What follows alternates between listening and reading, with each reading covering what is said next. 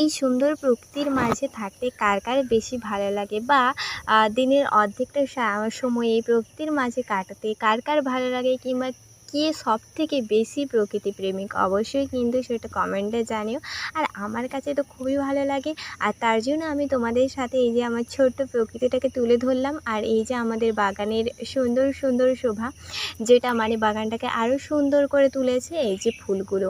হ্যাঁ, ফুলগুলো তো পৃথিবীর সবথেকে সুন্দর একটা জিনিস, মানে ফুল দেখলে সবারই মন ভালো হয়ে যায়, এরকম বলতে পারো। আমার তো হয়ে যায়। সেদিন সকালবেলা আমি এরকমভাবে এত ফুল ফুটেছে দেখে তোমাদের সাথে শেয়ার না করে থাকতে পারলাম না।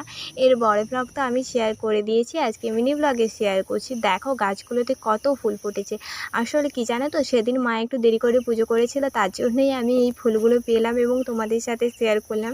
নাহলে আমি ঘুম থেকে ওঠার আগে তো মা পুজো করে দেয়। আর এই দেখো, এই গাছটাতে দুটো কালারের ফুল ফুটেছে।